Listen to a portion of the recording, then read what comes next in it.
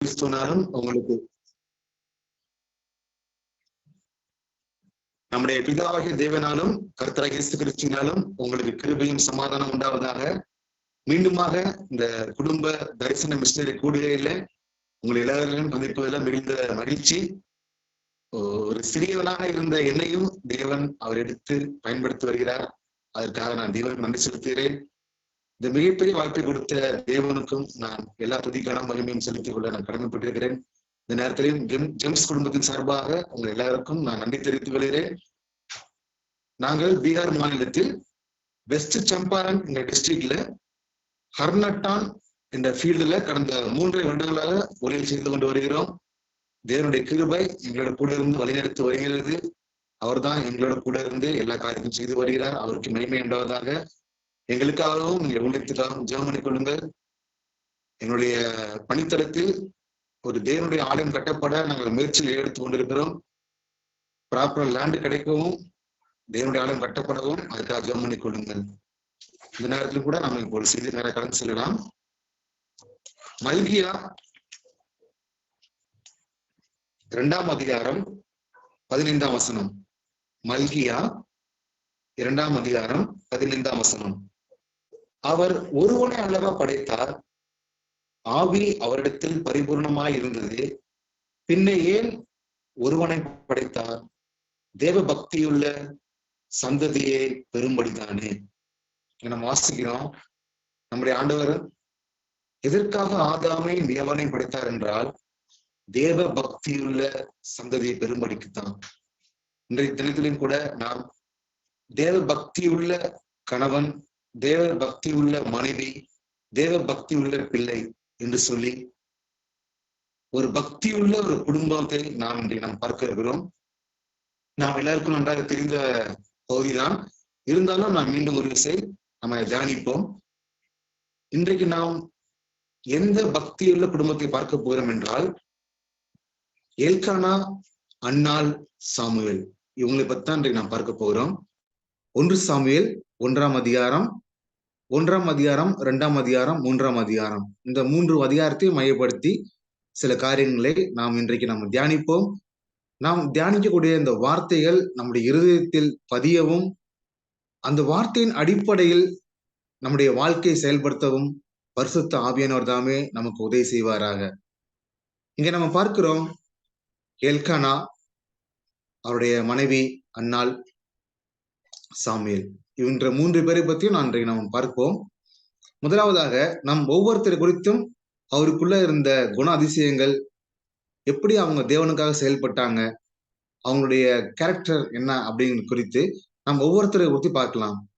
முதலாவதாக எல்கனாவை குறித்து நாம் பார்க்கலாம். 1 சாமுவேல் 1ஆம் அதிகாரத்துல எல்கனாவை குறித்து அங்க எழுதப்பட்டிருக்கிறது. எல்கனாவுக்கு 2 மனைவிகள் இருந்தாங்க. ஒருத்தவங்க பேர் அன்னாள், இன்னொருத்தவங்க பேர் பெனினாள். பெனினாளுக்கு பிள்ளைகள் இருந்தது, ஆனா அன்னாளுக்கோ பிள்ளைகள் இல்லாமல் இருந்தது. அந்த மனுஷன் சீலோவிலே சேனைகளின் கர்த்தரை பணிந்து கொள்ளவும் அவருக்கு பணியிடவும் பலியிடவும் வருஷந்தோறும் தன் ஊரிலிருந்து போய் வருவான் என்று நாம் எல்கானா குறித்து நாம் பார்க்கிறோம். எல்கானா ஒரு மிக சிறந்த குடும்ப தலைவனாக, தேவனுக்கு பயந்த ஒரு வாழ்க்கையை வாழ்ந்த ஒரு மனிதனாக நாம் இங்கே நாம் பார்க்கிறோம். ஒவ்வொரு குடும்ப தலைவனுக்கும் உள்ள மிகப்பெரிய பொறுப்பு தன் முழு குடும்பத்தாரையும் தேவனை நோக்கி பார்க்க வைக்கணும், தேவனை தேட வைக்க வேண்டும், தேவனுக்காக செயல்பட வைக்க வேண்டும். இந்த பொறுப்பு ஒவ்வொரு குடும்ப தலைவனுக்குள்ளாகவும் அது காணப்பட வேண்டும். இந்த அழகான நற்குணங்கள் எல்கனாவோட மனதில் இருந்தது. இது எல்கனாவை தேவன் பயன்படுத்துவதற்கு ஒரு மிகவும் முக்கியமான ஒரு குணங்களில் ஒன்றாக இருந்தது. அடுத்து நம்ம பார்க்கிறோம், பெனினாளுக்கு குழந்தைகள் இருக்கிறது, ஆனா அன்னாளுக்கு குழந்தை இல்லாம இருக்கிறது. இவங்க வருஷந்தோறும் கர்த்தரை பணிந்து கொள்ளவும் அவருக்கு பலியிடவும் அங்க போறாங்க, சீலோவுக்கு போறாங்க. அங்க போகும்போது பெனினாள் என்ன பண்றாங்கன்னா, அன்னாளுக்கு குழந்தை இல்லைங்கிற காரணத்தை முன்னிட்டு அவங்க ரொம்ப துக்கப்படுத்துறாங்க, விசனப்படுத்துறாங்க, மனமடிவாக்குறாங்க, அவங்கள ரொம்ப டிஸ்கரேஜ் பண்றாங்க. தேவனுடைய ஆலயத்துக்கு வந்திருந்தாலும் அந்த பெணினாளுக்குள்ள ஆசீர்வாதங்கள் இருந்தாலும் ஒரு இரக்க குணம் என்பது பெணினாளுக்குள்ள சுத்தமாகவே காணப்படவில்லை. அந்த கேட்டு அன்னாள் மிகவும் அழுகிறாங்க. வசனம் அப்படிதான் சொல்லுகிறது. பெணினாள் என்ன பண்ணுவாங்கன்னா, அன்னால எப்பொழுதும் துக்கப்படுத்துவாங்க, மிகவும் விசனப்படுத்துவாங்க, மனம் அடிவாக்குவாங்க. அதனால அன்னாள் என்ன பண்ணுவா, சாப்பிடாம அழுது கொண்டிருப்பாங்க. இதை பார்க்கிற எல்கானா என்ன பண்றாருன்னா, அன்னால ஆறுதல் படுத்துறாரு. அவருக்கு தன் மனைவி சோர்ந்து போயிருக்கிறாங்க, பிறரால் அவமதிக்கப்படுறாங்க என்பதை தெரிந்த போதிலும் எல்கானா என்ன பண்றாருன்னா, தன் மனைவியை அவருடைய கண்ணீரை கண்டவராக, அவர் இருதயத்தை புரிந்தவராக அவர் அன்னாளை சிநேகிக்கிறார், அன்னாளை தேற்றுகிறார். இது எல்கானாவுக்குள்ள இருந்த ஒரு மிகச்சிறந்த குணங்களில் இது இரண்டாவது குணமாக நம்ம பார்க்கிறோம். அடுத்து அன்னாளை குறித்து நம்ம பார்ப்போம். அன்னாள் என்ன பண்றாங்கன்னா, கர்த்தருடைய சந்நிதத்தில் இருதயத்தை ஊற்றி அவர் ஜெபிக்கிறார். 1 சாமுவேல் 1ஆம் அதிகாரம் 10ஆம் வசனத்தை படிக்கும் பொழுது, அவள் போய் மனம் கசந்து மிகவும் அழுது கர்த்தரை நோக்கி விண்ணப்பம் பண்ணுகிறார். அப்படி விண்ணப்பம் பண்ணும் பொழுது ஏலி பார்த்துட்டு இருக்காரு. ஏலி என்ன நினைச்சிட்டாருன்னா, நீ எது வரைக்கும் குடித்து வெறித்திருப்பாய் என்று தவறாக அன்னாளை குறித்து அவர் எண்ணுகிறார். அப்பொழுது அன்னாள் என்ன பண்றாங்க, மிகவும் தாழ்மையோடு மிகவும் பணிவோடு அவர் என்ன சொல்றாங்கன்னா, அவரை ஆண்டவர் என்று சொல்லி அவர் நோக்கி பேசுறாங்க. அன்னாளுக்குள்ள இருந்த ஒரு மிகவும் முக்கியமான குணங்களில் ஒன்று தாழ்மை. அவங்க உடனே கோவப்படவில்லை. ஏலி தன்னை குறித்து தவறான எண்ணத்தை வெளிப்படுத்தின போதிலும் அன்னாள் கோவப்படாம அமைதியாக, பொறுமையாக, நிதானமாக ஆண்டவரே என்று சொல்லி ஒரு சிறந்த ஒரு உத்தரவு கொடுக்கிறார். இதான் அன்னாளுக்குள்ள இருந்த ஒரு முக்கியமான குணங்கள் ஒன்று. முதல்ல எல்கானா குறித்து பார்த்தோம். எல்கானா தன் குடும்பத்தோடு தேவனை தேடுகிற ஒரு பக்தியுள்ள கணவனாக இருந்தாரு. தன் மனைவி அன்னாள் அழுதுகிற வேலையில அவர் கண்ணீரை பார்த்து துடைக்கிறவராக, இரக்க குணம் உள்ளவராக எல்கானா இருந்தாரு. அதே போல அன்னாளை பார்க்கும் பொழுது தன்னை குறித்து தவறாக எண்ணினாலும், தவறாக எடைப்பட்டிருந்தாலும், தூஷித்தாலும் அவங்க கோவப்படாம அமைதியாக, நிதானமாக ஆவியின் கனிகளை அவங்க வெளிப்படுத்துகிற ஒரு வாழ்க்கையை நம்ம பார்க்கிறோம். இந்த 2 பேருமே பக்தியுள்ள கணவனாக, பக்தியுள்ள மனைவியாக இருக்கிறதை பார்த்த தேவன் இவங்களை தேடி வந்து சாமுவேல் என்கிற ஒரு தீர்க்கதரிசியை எழும்புவதற்கு ஒரு பக்தியுள்ள ஒரு பாத்திரமாக இவங்களை எடுத்து பயன்படுத்துகிறாரு. இந்த எல்கானாவும் அன்னாலும் வாழ்ந்த காலத்தை பார்க்கும் பொழுது ஆசாரியர் ஏலி இருக்கிறாரு, அவனுடைய பிள்ளைகள் இருக்கிறாங்க. வசனம் சொல்லுகிறது 1 சாமுவேல் 3ஆம் அதிகாரம் 1ஆம் வசனம். அந்நாட்களில் கர்த்தருடைய வசனம் அபூர்வமாய் இருந்தது, பிரத்யட்சமான தரிசனம் இருந்ததில்லை என்று சொல்லி. நினைச்சு பாருங்க, ஆசாரியர்கள் இருக்கிறாங்க, ஆராதனை நடைபெற்றுக் கொண்டிருக்கிறது, தினந்தோறும் பலிகள் செலுத்தப்படுகிறது காலையும் மாலையும். ஆனால் வசனம் இங்க எழுதப்பட்டிருக்கிறது, கர்த்தருடைய வசனம் அபூர்வமாய் இருந்ததாம், பிரத்யட்சமான தரிசனம் இருந்ததில்லை என்று சொல்லி இங்க எழுதப்பட்டிருக்கிறது. ஏலி ஆசாரியாரா இருந்து தினந்தோறும் ஆராதனை செய்கிறாரு, பலி செலுத்துறாரு. ஆனா ஆண்டோடைய பிரதான வார்த்தை இல்லவே இல்லை. எப்படி மல்கியாவுக்கு பிறகு ஒரு 400 வருடங்கள் ஒரு இருண்ட காலமாக இருந்ததோ, அதே போல இந்த 7 நாட்களிலும் ஒரு இருண்ட காலம் போல இருந்திருக்கிறது. அந்த நாட்களில் ஏலியுடைய செயல்பாடுகளும் ஏலியினுடைய பிள்ளைகளுடைய செயல்பாடுகளும் எல்கானாவையோ அன்னாலையோ பாதிக்கவில்லை.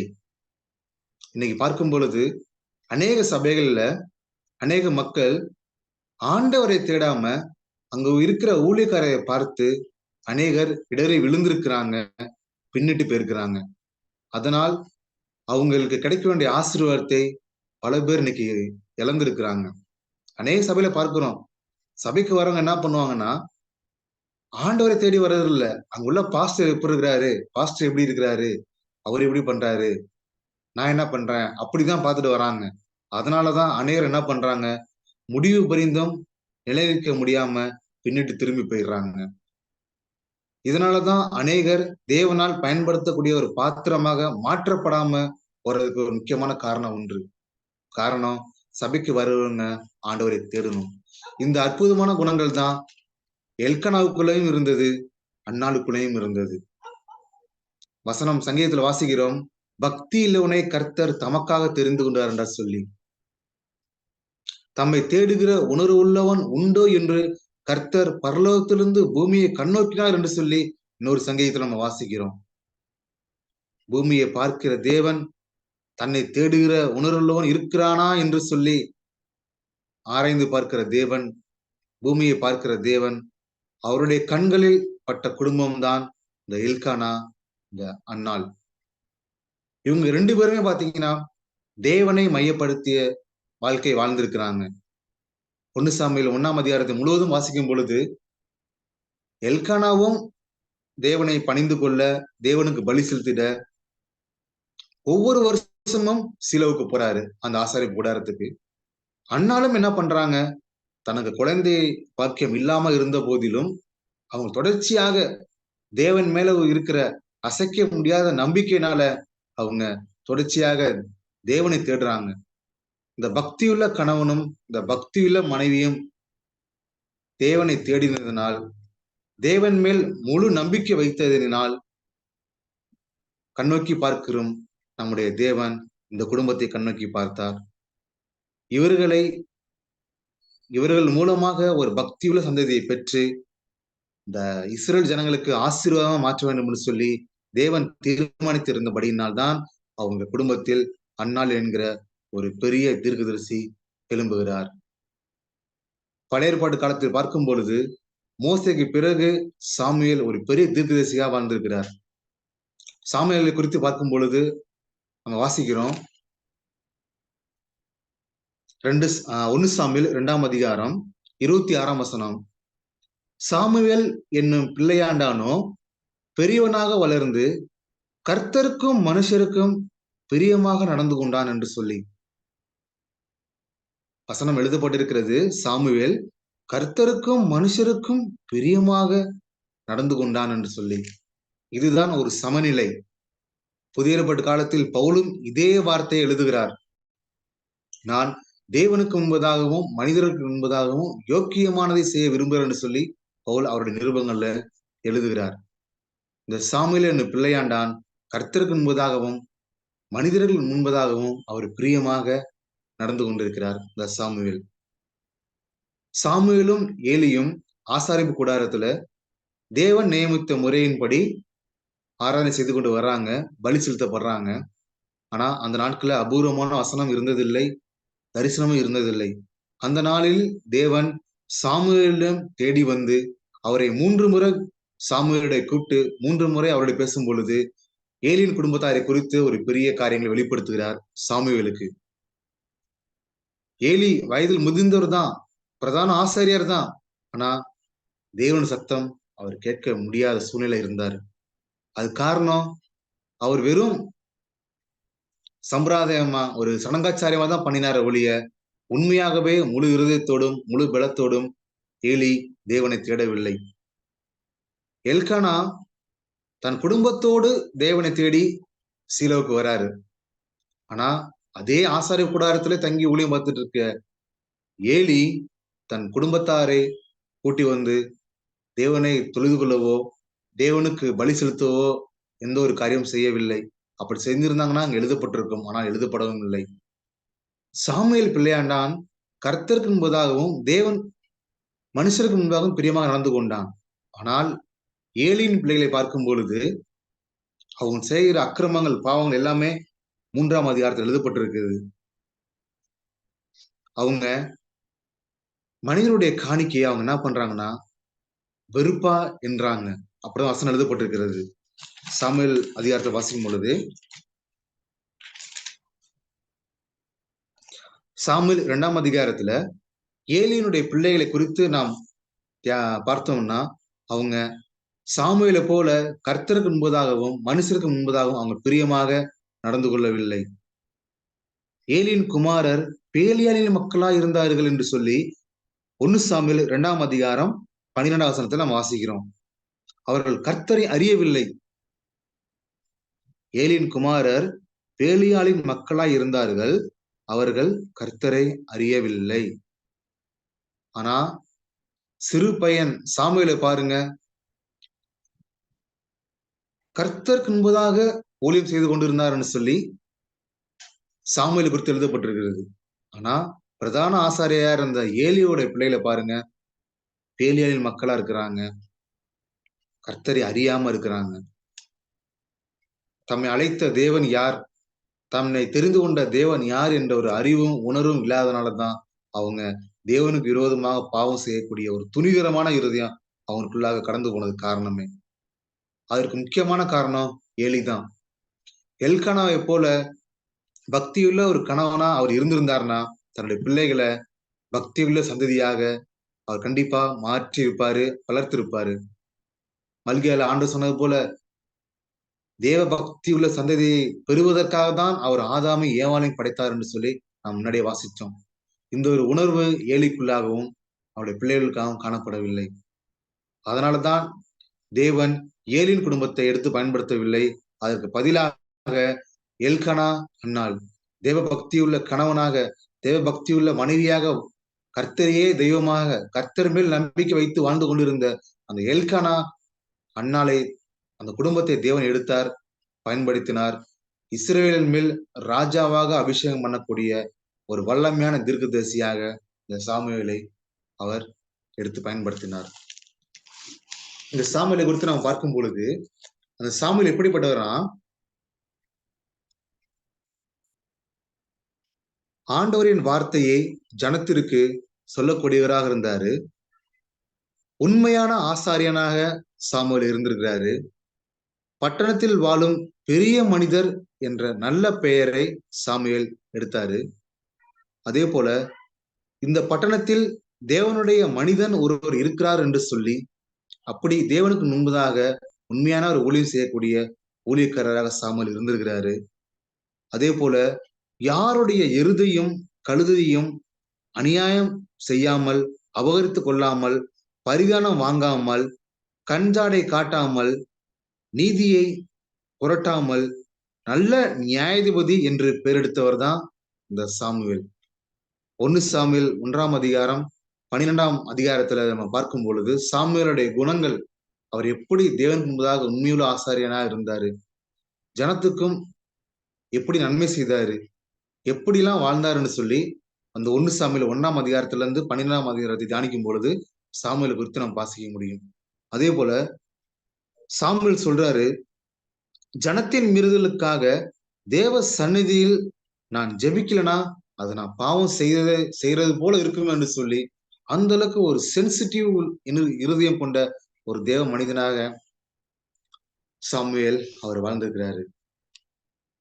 தன்னுடைய ஜனங்களுக்கு நன்மையும் செம்மையுமான வழியை போதிக்கிற ஒரு நல்ல போதகராகவும் சாமுவேல் வாழ்ந்திருக்கிறாரு. அதே போல கர்த்தர் தெரிந்து கொண்ட தலைவன் அவன் தவறு செய்து பின்னிட்டு திரும்பும் பொழுது தேவன் அவனை கொண்டு சவுலை கொண்டு வைத்திருந்த நோக்கத்தை சவுல் இழந்ததுனால சாமுவேல் என்ன பண்றாருன்னா ராம் முழுவதும் துக்கித்து அழுகிற ஒரு உண்மையில ஒரு ஊழியக்காரனா இருக்கிறார் பாருங்க. இதான் ஒரு உண்மையான தலைவனுக்கு ஒரு அழகான ஒரு மேன்மையான குணங்கள் ஒன்று. அந்த நாட்களில சாமுவேல் ஒரு ராஜா போல தான் வாழ்ந்துட்டு இருந்தாரு. அவர் தான் ஜனங்களை நியாயம் விசாரிப்பாரு, ஜனங்களுக்கு தேவையான வார்த்தைகளை போதிப்பாரு. எல்லா ஜனங்களும் சாமுவேலை தேடி தான் வருவாங்க. அதற்கு பிறகு இஸ்ரேல் ஜனங்கள் தங்களுடைய இருதயம் கடிதத்தின் நிமித்தமாக மற்ற புறஜாதியரை போல தங்களுக்கும் ஒரு ராஜா வேண்டும் என்று கேட்டதினால் தேவனும் அவங்களுடைய விருப்பத்தின்படியே சவுலை ராஜாவாக சாமுவேல் மூலமாக அங்க அபிஷேகம் பண்ணுகிறார். அவருக்கு செய்ய வேண்டிய காரியங்களை வெளிப்படுத்துகிறார். ஆனால் சவுல் தேவனுடைய வார்த்தையை கீழ்ப்படியாதனால தேவன் அவரை ராஜாவாக இராதபடிக்கு அவரை தள்ளிவிட்டார். இந்த சம்பவம் நடைபெற்ற பொழுது சாமுவேல் ராம் முழுவதும் அழுகிறார். இப்பொழுது ஜனங்கள் எல்லாரும் சவுலை நோக்கி போயிட்டு இருக்காங்க. இப்ப சவுல் தான் ராஜா. இப்ப சவுல் சொல்றதா மக்கள் எல்லாம் கேட்கிறாங்க. இப்பொழுது சாமுவேலுக்கோ எந்த ஒரு முக்கியத்துவம் இல்லாத சூழ்நிலை, மக்கள் தேடாத சூழ்நிலை, தனியாக ஒதுக்கப்பட்ட சூழ்நிலையில சாமுவேல் வாழ்ந்து கொண்டிருக்கிறாரு. அந்த நாட்களில இப்பேற்பட்ட நிலைமை ஏற்பட்ட பொழுது சாமுவேல் சவுலுக்காக ராம் முழுவதும் துக்கித்து அழுகிறார். சாமுவேலுக்குள்ள போட்டியோ, பொறாமையோ, கசப்பான எண்ணமோ, எரிச்சலோ, வன்கனோ, மாம்சத்தின் கிரியைகள் எதுவுமே காணப்படாத ஒரு வாழ்க்கை வாழ்ந்தார் சாமுவேல். இப்பேற்பட்ட வாழ்க்கையை வாழ வேண்டும் என்று சொல்லிதான் தேவன் விரும்புகிறார். இப்படி பரிசுத்தமாக, நீதியாக, உண்மையுமாக, உத்தமமாக சாமுவேல் ஊழியம் செய்வதற்கு தேவன் அவரை பயன்படுத்தினது முக்கிய காரணம் அவங்களுடைய அப்பா அம்மா எல்கானாவும் அண்ணாலும் அவங்க வாழ்ந்த வாழ்க்கையில் தான் சாமுவேல் இவ்வளவு பெரிய ஒரு ஊழியக்காரராக மாறினதுக்கு காரணம். வல்லமையான தீர்க்கதரிசியா மாறினதுக்கு காரணம் அந்த பக்தி உள்ள கணவன் மனைவி உள்ள வாழ்க்கையினாலதான். இன்னைக்கு சபைக்கு வருகிற அநேக விசுவாசிகள் எப்படி இருக்கிறாங்க? ஏதோ ஞாயிற்றுக்கிழமை ஆராதனை வராங்க, ஆராதிக்கிறாங்க, காணிக்கை கொடுக்குறாங்க, அப்புறம் போயிடுறாங்க. மற்ற நாட்கள் எப்படி வாழ்றாங்க, என்ன செய்யறாங்க என்று யோசிச்சு பார்த்தோம்னா ஒரு மிகப்பெரிய ஒரு கேள்விக்குறிதான். மற்ற வார நாட்களில எல்கானாவை போல, அண்ணாவை போல தேவனுக்கு பயந்து வாழ்றாங்களா? தேவனுக்கு பிரியமா வாழ்றாங்களா? சாமுவேலை போல தேவனுக்கு முன்பதாகவும் மனுஷருக்கு முன்பதாகவும் பிரியமான செய்யறாங்களா? இது போல அநேக கேள்விகளை கேட்டு பார்த்தான்னு சொன்னால் இன்றைக்கு நம்முடைய தமிழ்நாடு, கேரளா திருச்சபையிலிருந்து அநேக விசுவாசி குடும்பத்தார் மனம் திரும்பினாங்கன்னா சாமுவேல் போல தேவன் எடுத்து பயன்படுத்தக்கூடிய பாத்திரங்கள் இன்னைக்கு எண்ணிக்கை அதிகரிக்கும் என்று சொல்லி நான் விசுவாசிக்கிறேன். இன்றைக்கு நமக்கு தேவை சாமுவேல் போன்ற உண்மை உத்தமமான ஊழியக்காரர்கள் நமக்கு இன்னும் அநேகர் நமக்கு தேவை. 145 கோடி மக்கள் தொகை கொண்ட நம்ம இந்திய நாட்டுல ரட்சிக்கப்பட்டவங்களோட எண்ணிக்கை மிகவும் அற்பமானது, மிகவும் குறைவானது. பிதா, குமாரன், பரிசுத்தாவி நாமத்தினால ஞானஸ்தானம் பெற்று திருவிருந்து ஆராதனையில் பங்கு பெற்று உண்மையும் உத்தவமாக இயேசு கிறிஸ்துவுக்காக சாட்சியுள்ள வாழ்க்கையை வாழ்கிற கிறிஸ்தவர்களோட எண்ணிக்கை இன்றைக்கு இந்தியாவுல 30 லட்சத்தை தாண்டாது என்று சொல்லி ஒரு குறிப்பு சொல்லுது. யோசிச்சு பாருங்க. 145 கோடி மக்கள் தொகை, ஆனா உண்மையான கிறிஸ்தவர்களோட எண்ணிக்கை வெறும் 30 லட்சம். இதுக்கு அந்த பெர்சன்டேஜ்ல கனெக்ட் பண்ணோம்னா வெறும் 0.05% தான் வரும். நினைச்சு பாருங்க. 100%க்கு ஒன்லி 0.05% மட்டும்தான் ரசிக்கப்பட்டிருக்காங்க அந்த இந்திய தேசத்துல. காரணம், நம்ம இந்திய தேசம் மிகப்பெரிய தேசம், பல ஆயிரக்கணக்கான மொழிகள் பேசக்கூடிய தேசம், பல ஆயிரக்கணக்கான ஜாதிகள் வாழ்கின்ற தேசம்.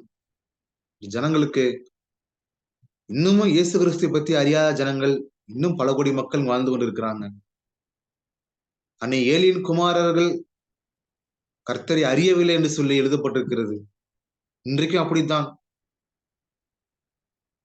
சவுத் இந்தியாவை காட்டிலும் நார்த் இந்தியாவுல பல கோடி மக்கள் இன்னும் ஏலியன் பிள்ளைகளை போல கர்த்தரை அறியாத சந்ததியா வாழ்ந்துகிட்டு இருக்கிறாங்க. அது எங்க கண்களால் நாங்க பார்க்கிறோம். ரோமர்ல நம்ம வாசிக்கிறோம். நம்ம சபையானது மிஷினரிகளை அனுப்பினால்தான் அவங்க பிரசங்கிப்பாங்க. மிஷினரிகள் பிரசங்கித்தால்தான் ஜனங்கள் கேட்பார்கள். ஜனங்கள் கேட்டால்தான், தேவனுடைய வார்த்தை கேட்டால்தான் மனம் திரும்புவார்கள். அவர்கள் மனம் திரும்பினால்தான் கர்த்தரை தொழுது கொள்வார்கள். அவர்கள் கர்த்தரை தொழுது கொண்டால்தான் ரட்சிக்கப்படுவார்கள். நினைச்சு பாருங்க. ஒரு மனிதன் ரட்சிக்கப்பட வேண்டும் என்றால் இவ்வளவு பெரிய ப்ராசஸ் இருக்கு. ஒரு மனிதன் ரட்சிக்கப்படுவது சாதாரணமா எளிமையான கிடையாது. ஏதோ போனா உடனே டிராக்ஸ் கொடுத்தோம், பைபிள் கொடுத்தோம், ரட்சிக்கப்பட்டு உடனே உள்ள வந்துருவான்னு சொல்லிட்டு நம்ம நினைச்சு பார்த்துட்டு இருக்கோம். அது ரொம்ப தவறானது. ஒரு மனிதன் ரட்சிக்கப்பட்டு இயேசு கிறிஸ்து ஏற்றுக்கொண்டு சபைக்கு முழு இருதயத்துடன் வர வேண்டும் என்றால் பவுல் சொல்கிறார், கற்ப வேதனை படுகிறார் என்று சொல்கிறார். அந்த வேதனை இந்த வட இந்தியால நாங்கள் பற்றுக் கொண்டிருக்கிறோம். ஒருவர் மனம் திரும்பி உண்மையாக இயேசு கிறிஸ்து வர வேண்டும் என்றால் அவரை நாங்கள் தேடி வாரத்துக்கு ஒரு முறை அவர் தேடி அவங்க வீட்டுக்கு ரெகுலரா போயிட்டு பிரேயர் நடத்திட்டு முடிந்த உதவிகளை செய்து இயேசு கிறிஸ்துவை பற்றி அதிக காரியங்களை பிரசங்கித்து பரலோகத்து குறித்தும் நரகத்து குறித்தும் அவ்வளவு காரியங்களை வசனத்தின் மூலமாக சின்ன சின்ன பிளக்ஸுகள் மூலமாக டிவி மூலியமாக எவ்வளவு காரியங்கள் செய்ய முடியுமோ அவ்வளவு காரியங்கள் செய்து அதன் மூலமாக தேவனுடைய வார்த்தையை வெளிப்படுத்தி அதன் மூலமாக தான் நாங்கள் தேவனுடைய கிருபையினால் ஒருத்தர் ரட்சிக்கப்பட்டு சபைக்கு வருகிறார். இன்னைக்கு நம்ம என்ன பண்றோம்? இன்னைக்கு தமிழ்நாட்டில் உள்ள குடும்பத்தினர் விசுவாச குடும்பத்தினர் என்ன பண்றாங்க? ஆண்டவரே நான் ஜெபிக்கிறேன், ஆண்டவரே ரட்சிக்கப்பட வேண்டும் என்று சொல்லி ஜெபிக்கிறேன் ஆண்டவரே. எப்படி ரட்சிக்கப்படுவாங்க? அங்க வீட்டுல உட்காந்துக்கிட்டு ஒரு ரூம்ல உட்காந்துக்கிட்டு ஜெபம் பண்ணிட்டே இருந்தா ரட்சிக்கப்பட்டுருவாங்களா? வசனம் சொல்லுகிறது, கிரியை இல்லாத விசுவாசம் செத்தது என்று சொல்லி. அன்று தேவன் இஸ்ரேல் ஜனங்களை ஆசீர்வதிப்பதற்காக அவர் ஆபிரகாமோடு பண்ணின உடன்படிக்கை நினைவு கூர்ந்து இஸ்ரேல் ஜனங்களை கைவிடாமல் இருந்ததற்கு அநேகரை பயன்படுத்தினார். அந்த இஸ்ரேல் ஜனங்களை ஆசீர்வதிப்பதற்காக அநேக தீர்க்கதரிசிகளை பயன்படுத்தினார். அப்படி பயன்படுத்தின பாத்திரங்களை ஒருவர் தான் இந்த சாமுவேல். ராஜாக்களை அபிஷேகம் பண்ணுகிற அந்த கிங் மேக்கராக சாமுவேல் இருந்திருக்கிறார். தேவன் அவரை பயன்படுத்தியிருக்கிறார். அவர் பயன்படுத்தினதுக்கு காரணம் பக்தியுள்ள கணவன்மணியாக வாழ்ந்த எல்கனா அண்ணால் அவங்கதான் முக்கிய காரணமே. இந்த செய்தியை பார்த்து கொண்டிருக்கிற நீங்களா இருக்கலாம், இந்த செய்தியை யூடியூப்பில் அப்லோடு பண்ண பிறகு பார்க்கக்கூடிய மக்களுக்காக யாராக இருந்தாலும் நான் உங்களோடு வைக்க வேண்டிய ஒரு கேள்வி ஒன்றே ஒன்றுதான். நாம் மற்ற மக்கள் ரட்சிக்கப்படுவதற்கு நாம் என்ன செய்கிறோம் அப்படிங்கிற ஒரு கேள்வியை நாம் கேட்டோம் என்று சொன்னால் நாம் என்ன செய்ய வேண்டும் என்று சொல்லி தேவன் வெளிப்படுத்துவார். அன்றைக்கு நேபுகாத் நேச்சார் தன்னுடைய பெட்ரூம்ல படுத்திருக்கும் பொழுது அடுத்து என்ன நடக்கும் அப்படின்னு ஒரு சின்ன ஒரு ஸ்டெப்பு தான் அவர் என்ன நினைச்சாரு, அடுத்து என்ன நடக்க போகுதுன்னு சொல்லிட்டு இருதயத்துல சிந்தனை தான் பண்ணாரு. ஆனா சர்வவல்லமுள்ள தேவன் கடைசி காலத்துல அந்தி கிறிஸ்து ஆட்சி வரைக்குமே அவர் என்ன பண்ணிட்டாரு, வெளிப்படுத்திட்டாரு. எவ்வளவு ஒரு வல்லமையான தேவன் பாருங்க, எவ்வளவு ஒரு நல்ல ஆண்டவர் நம்ம ஆராதிக்கிறோம். புறஜாதியான இருந்த நேபுகாத் நேச்சாருக்கே தேவன் முழு காரியங்களை வெளிப்படுத்தினார் என்றால் இன்றைக்கு நீங்க மற்ற மக்கள் ரட்சிக்கப்படுவதற்கு நாம என்ன செய்ய வேண்டும் என்று சொல்லி நீங்க உங்க பெட்ரூம்ல சிந்திங்க. கண்டிப்பாக தேவன் என்ன செய்யணும் என்று சொல்லி நிச்சயமாக உங்களோட பேசுவார். நம்முடைய தேவன் ஜீவனுள்ள தேவன், தம்மை தொழுது கொள்கிற யாவருக்கும் சமீபமா இருக்கிற தேவன், சொப்பனங்களில் வழிநடத்துகிற தேவன் அவர். நிச்சயமா நீங்க இந்த வார்த்தை கேளுங்க. ஆண்டவரே நான் என்ன செய்ய வேண்டும் என்று சொல்லி அன்றைக்கு பவுல் கேட்டாரு, அதே போல நீங்களும் கேளுங்க. ஆண்டவரே நான் என்ன செய்ய சித்தமா இருக்கிறேன், இந்த ஒரே ஒரு கேள்வி உங்களை இருதயங்களை துணிக்க வேண்டுமா நான் கேட்டுக்கொள்கிறேன். நீங்க அந்த வார்த்தை ஆண்டவரே நான் என்ன செய்யணும்னு நீங்க கேளுங்க. தேவன் என்ன செய்ய சொல்லாருன்னு சொல்லு அந்த சத்தம் உங்கள் காதுகளை பலமாய் தொலிக்கும். நான் கண்டிப்பா விசுவாசிக்கிறேன். இந்த செய்தியை கேட்கிற நீங்கள் சாமுவேலை போல பக்தி உள்ள பிள்ளைகளை தேவன் பயன்படுத்துவதற்கு நீங்களும் உங்க பிள்ளைகளை ஒப்பு கொடுத்தே ஆக வேண்டும் என்று சொல்லி நான் விரும்புகிறேன். நாம ஜெபித்துட்டு மட்டும் போயிடக்கூடாது. ஏதோ மிஷினரியில கொஞ்சம் பணம் கொடுத்து தாங்கினோமா அதோடு நிப்பாட்டி நின்று விடக்கூடாது. நம்ம அடுத்து என்ன செய்யணும், நம்முடைய பிள்ளைகளையும் அர்ப்பணிக்கணும். நீங்களும் உங்க பிள்ளைங்களை தேவனுக்காக அர்ப்பணிங்க. தேவன் எடுத்து பயன்படுத்துகிற பாத்திரமாக மாற்றுவதற்கு நீங்க உங்க பிள்ளைகளை ஒப்பு கொடுங்க. பல கோடி மக்கள் வாழ்கிற இந்த தேசத்துல ரட்சிக்கப்படாத மக்கள் பல கோடி மக்கள் இருக்கிறாங்களே, காரணம் என்ன? இன்னும் இங்க சுவிசேஷம் அறிவிக்கப்படவில்லை. அதான் முக்கிய காரணம். இயேசு கிறிஸ்துனா அவங்களுக்கு யாருன்னு தெரியாது. இப்ப ஏதோ போன் வந்திருக்கனால இந்த வட இந்தியாவில கொஞ்சம் மாற்றங்கள் வந்துட்டு இருக்கு, கொஞ்சம் டெவலப் ஆயிட்டு இருக்கு. போன் மட்டும் இல்லைன்னா இன்னும் இவங்க பாத்தீங்கன்னா இன்னும் ஒரு காட்டுவாசி போல வாழ்ந்திருப்பாங்க. என்ன அவங்க நாம ஒரு முடிவு எடுப்போம். நம்முடைய பிள்ளைகளை எங்கெல்லாம் சுவிசேஷம் அறிவிக்கப்படாம இடங்கள் இருக்கிறதோ, பவுல் சொல்லுகிறாரு, கிறிஸ்துவ எங்கெல்லாம் அறிவிக்கப்படவில்லையோ அந்த இடத்துல ஊழியம் செய்ய விரும்புகிறேன் என்று சொன்னாரு. அதே எண்ணம் நம்முடைய பிள்ளைகளுக்கும் வர வேண்டுமாய் நான் ஜெபிக்கிறேன். நீங்களும் உங்க பிள்ளைங்களை தேவனுக்காக அர்ப்பணிங்க. உலகத்துக்காக வேணாம். உலகம் வெறும் மாயை. அது கொடுக்கும் அன்பும் வெறும் மாயை. அது ஒன்றும் பரலோகத்துக்கு போகாது. ஆனா பரலோகத்துக்கு போறது நம்முடைய ஆத்துமாக்கள் மட்டுமே. மனிதர்களுடைய ஆத்துமாக்கள் மட்டுமே பரலோகத்துக்கு போகும். நம்முடைய குடியிருப்போ பரலோகத்தில் இருக்கிறது என்று சொல்லி அந்த வசனம் நம்ம எல்லாருக்கும் நன்றாக தெரியும். நம்ம மட்டும் பரலோகத்துக்கு போறது தேவனுடைய சித்தம் அல்ல.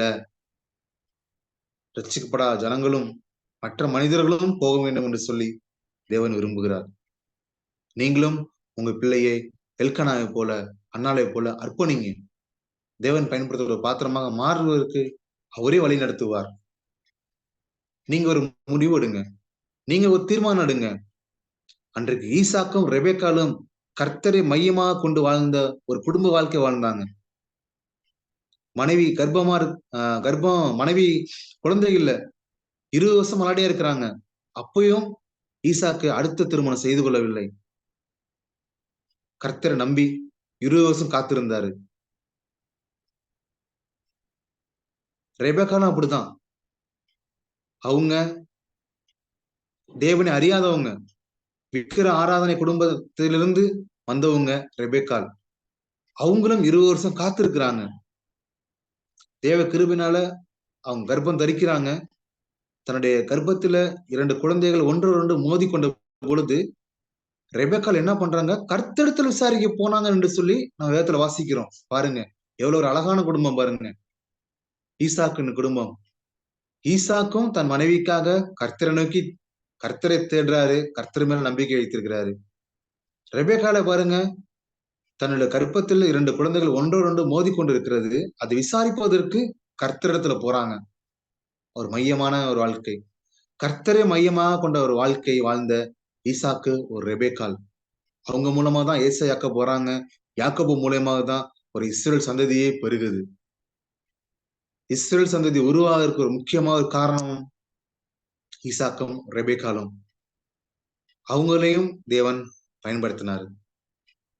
அதே போல யாத்திராகமத்துல நீங்களும் நன்றாக அறிந்திருக்கிறீர்கள். யாத்திராகமம் 2ஆம் அதிகாரத்துல வாசிக்கும் பொழுது இங்க மோசே குறித்து நம்ம பார்க்கிறோம். லேவியின் குடும்பத்தார் என்ன பண்றாங்க, மோசேயோட அப்பா அம்மா அவங்க லேவி ஃபேமிலி சேர்ந்தவங்க.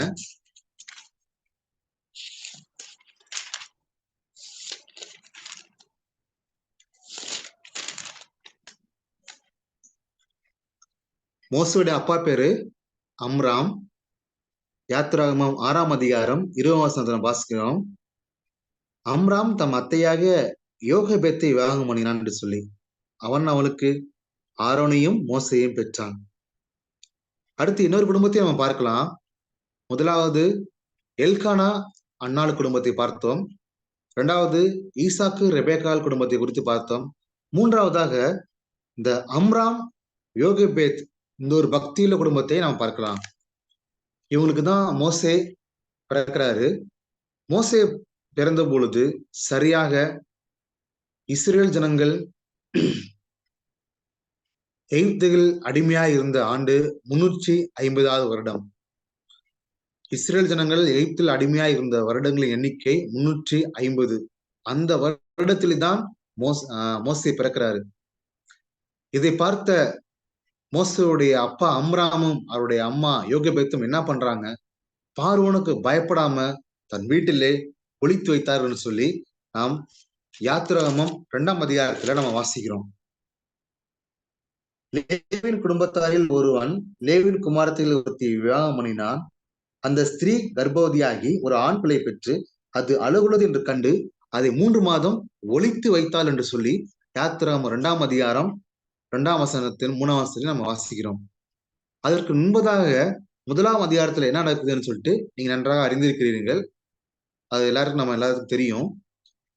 அங்க எகிப்தின் ராஜா என்ன பண்றான், சிப்பிராலையும் பூவாலையும் அந்த எபிரேய மருத்துவச்சிகளை கூப்பிட்டு, நீங்க என்ன பண்றீங்க, நீங்க எபிரேய ஸ்திரீகளுக்கு ஆண் குழந்தை பிறந்தா அவர் என்ன பண்ணணும், நீங்க கொன்று போடுங்கள்னு சொல்லி ஒரு ஆர்டர் போறாரு. ஆனா அதுக்கு சிப்பிராலும் பூவாலும் கர்த்தருக்கு பயந்ததினால் அவங்க அப்படி செய்யவில்லை. கர்த்தருக்கு பயந்து சிப்பிராலும் பூவாலும் செய்ததினால் கர்த்தர் அந்த மருத்துவச்சி குடும்பங்களை தலைக்கும்படி செய்தார்னு சொல்லி நாம் பார்க்கிறோம். அவன் கிடைத்த ஆசீர்வாதத்தையும் நம்ம நன்றாக அறிந்திருக்கிறோம். முதல் அதிகாரத்தை பார்க்கும் பொழுது பார்வோன் மீண்டுமாக சொல்றாரு. பார்வோன் சொல்றான், பிறக்கும் ஆண் பிள்ளைகள் எல்லாம் நதியிலே போட்டு விடுன்னு சொல்லி. எகிப்துல எபிரேய ஸ்திரீகளுக்கு ஆண் குழந்தைகள் பிறந்தா அது எல்லா ஆண் பிள்ளைகளையும் கொன்றுங்க, நதியில போட்டுருங்கன்னு சொல்லி ஒரு ஆர்டர் போட்டிருந்தும் ராஜாவுக்கு பயப்படாம தேவனுக்கு பயந்து வாழ்ந்த குடும்பம் தான் இந்த மோசையோட அப்பா அம்மா. அவங்க பாக்குறாங்க, அவங்க வசனத்தை நினைவு கூறுகிறாங்க. சர்வவல்லமையுள்ள தேவன் ஆபிரகாமுக்கு சொன்ன உடன்படிக்கை, உன் சந்ததியார் அந்நிய தேசத்துல 400 வருஷங்கள் உபத்திரப்படுவார்கள், அடிமையா இருப்பார்கள். அதற்கு பிறகு நான் அவர்களை அங்கேயிருந்து இங்க கொண்டு வருவேன், இங்க அவங்க ஆராதனை செய்வாங்க, இதுதான் அடையாளம்னு சொல்லிட்டு ஆபிரகாம்கிட்ட ஆண்டவர் சொன்னாரு. இந்த வார்த்தை தலைமுறை தலைமுறையாக கடந்து வந்து அதே வார்த்தை இப்பொழுது மோசேயுடைய அப்பா அம்மாவுடைய காதுகளில் தொனித்து கொண்டிருக்கிறது. அன்று சர்வவல்லமையுள்ள தேவன் இஸ்ரேல் ஜனங்களுக்கு நியமித்த காலம் முடிவடைய போகுது. அவங்க முன்னோக்கி பார்க்கிறாங்க, தொலைநோக்கி பார்வையோடு பார்க்கிறாங்க. இன்னும் 50 வருடங்கள் தான் இருக்குது. ஒருவேளை இவன் தான் நம்முடைய மகன் தான் எதிர்காலத்தில் 50 வருடங்களை கடந்த பிறகு நம்முடைய இஸ்ரேல் ஜனங்களை பார்வோன் கையிலிருந்து விடுதலைக்கு போவான், இவன் தான் அந்த இரட்சகன் என்று அவங்க ஒரு தீர்க்க தரிசன பார்வையை கொண்டவர்களாக பார்வோனுக்கே பயப்படாம 3 மாதம் தன் பிள்ளையை ஒளித்து வைத்து அவங்க வளர்க்கிறாங்க. இந்த ஒரு சிந்தை நமக்குள்ள இருக்கிறதா? நம்மளுடைய பிள்ளையின் கொடுத்த எதிர்காலம் என்ன? இன்னைக்கு நம்ம என்ன நினைச்சிட்டு இருக்கோம், நம்ம பிள்ளைங்க இங்கிலீஷ் மீடியத்தில் நல்லா படிக்கணும், படிச்சு முடிச்சதுக்கு அப்புறம் நல்ல ஒரு ஐடி கம்பெனிலையோ சாஃப்ட்வேர் கம்பெனிலையோ வேலை பார்க்கணும், நல்லா சம்பாதிக்கணும். இந்த மக்கள் மத்தியில யாரெல்லாம் நம்மளை பத்தி கேவலமா பேசுனாங்களோ, யாரெல்லாம் நம்மளை இன்சல்ட் பண்ணாங்களோ அவங்க முன்னாடி நம்ம என்ன பண்ணணும், நல்ல ஒரு நிலைமையில வாழ்ந்து காட்டணும், அவங்களோட மேல உயர்ந்து வந்து நிக்கணும் அப்படின்னு சொல்லிட்டு நம்ம என்ன நினைச்சிட்டு இருப்போம், ஒரு தவறான எண்ணங்க நம்ம மனசுல வச்சுட்டு இருப்போம். ஆனா இங்க பாருங்க, மோசேயோட அப்பா அம்மா பாருங்க, தன்னுடைய மகன் எதற்காக பிறந்திருக்கிறான், ஏன் பிறந்திருக்கிறான், இவனை குறித்து தேவனுடைய சித்தம் என்ன என்பதை குறித்து அவங்க யோசிக்கிறாங்க. ஒருவேளை தேவனும் அவங்களுடைய இருதயத்துல அதை வெளிப்படுத்திருப்பாரு நான் விசுவாசிக்கிறேன். அவங்க அந்த விசுவாசம் இல்லைன்னா கண்டிப்பா என்ன பண்ணிருக்க மாட்டாங்க, அந்த குழந்தையை காப்பாத்திருக்க மாட்டாங்க. அவங்க என்ன பண்றாங்க, விசுவாசிக்கிறாங்க. என்னுடைய பையன் எதிர்காலத்தில், என்னுடைய மகன் எதிர்காலத்தில் 50 வருடங்களை கடந்த பிறகு ஒரு இரட்சகனாக எழும்பான் என்று சொல்லி அவங்க விசுவாசித்ததுனால தேவன் அவங்களுடைய விசுவாசத்தை கண்டு மோசையை முன்குறித்தது போல அவரை பயன்படுத்த ஆரம்பிச்சிட்டார். மோசை குறித்து நம்ம நன்றாக தெரியும். தேவனுடைய வீட்டில் எங்கும் உண்மையுள்ள ஒரு மனிதனாக வாழ்ந்திருக்கிறார் மோசே. நாம் முதலாவது பார்த்தோம் சாமுவேலை குறித்தும். சாமுவேலும் உண்மையுள்ள ஒரு ஆசாரியனா வாழ்ந்தாரு. மோசையை பார்க்கும் பொழுது தேவனுடைய வீட்டில் எங்கும் அவர் உண்மையுள்ள ஒரு மனிதனாக ஊழியம் செய்த நபர் மோசே. இன்றைக்கு நாம் இந்த 2 குடும்பங்களை நாம் பார்த்திருக்கிறோம். இந்த 2 குடும்பத்தின் மூலமாக தேவன் நமக்கு சில காரியங்களை வெளிப்படுத்தியிருக்கிறாரு. நம்ம வெறும் வசனத்தை கேட்பவர்களாக மாத்திரம் இருந்தால் ஒரு கிரியையும் நம்ம வாழ்க்கையில் நடைபெறாது. தேவனும் நம் வாழ்க்கையில் இடைபட மாட்டார், ஒன்றும் செய்யவும் மாட்டார். வசனத்தை கேட்டு அதை இருதயத்தில் உணர்ந்தவர்களாக நம்ம 30ஆக 60ஆக 100ஆக பலன் கொடுக்க வேண்டும் என்ற ஒரு உணர்வு உங்களுக்குள்ள வரும் பொழுது தேவன் நிச்சயமாகவே பயன்படுத்துவார். எல்கானா அன்னாள் பக்தியுள்ள ஒரு கணவன் மனைவியாக வாழ்ந்து தேவனை மையமாக கொண்ட ஒரு வாழ்க்கையை வாழ்ந்ததுனால தேவன் அவன் குடும்பத்தில் சாமுவேல் என்ற ஒரு மகனை கொடுத்து அவங்களை பயன்படுத்தினார். இஸ்ரேல் ஜனங்களுக்கு ஒரு பெரிய ஆசீர்வாதமாக பயன்படுத்தின ஒரு பாத்திரமாக சாமுவேலை மாற்றினார் சர்வவல்லமையுள்ள தேவன். யாத்ராகமத்துல மோசே குறித்து பார்த்தோம். மோசையுடைய அப்பா அம்ராமும் அவருடைய அம்மா யோகபேத்தும் அவங்களும் அப்படித்தான். எதிர்காலத்தில் ஒரு இரட்சகனாக தன்னுடைய மகன் எழும்புவான் என்று விசுவாசத்தோடு தேவன் மேல் நம்பிக்கை வைத்ததுனால, தேவனுக்கு பயந்த ஒரு வாழ்க்கையை வாழ்ந்ததுனால, தேவனை தேடின உணர்வுள்ள இருதயம் கொண்டிருந்த காரணத்தினால தேவனே தேடி வந்து மோசையை எடுத்து உபயோகப்படுத்துகிறார். ஏறக்குறைய 30 லட்சம் மக்கள் விடுதலை பெற ஒரு பெரிய இரட்சகனாகவும் தலைவனாகவும் அவரே ஏற்படுத்தினார் என்று சொல்லி நாம் பார்த்தோம். இன்றைக்கு இந்த வார்த்தையை கேட்டுக்கொண்டிருக்கிற உங்களிடத்திலும் தேவன் கேட்கக்கூடிய ஒரு காரியம், உங்களையும் பயன்படுத்த வேண்டுமா? அவர் நோக்கி பாருங்க. உங்களை தேவன் பயன்படுத்த வேண்டுமா? உங்களுடைய பிள்ளைகளையும் தேவன் பயன்படுத்த வேண்டுமா? முதலாவது பெற்றோர்களே கவனமாய் கேளுங்க. ஈசாக்கு ரெபேக்காலை போல கர்த்தரை மையமாக கொண்ட ஒரு வாழ்க்கையை வாழுங்க.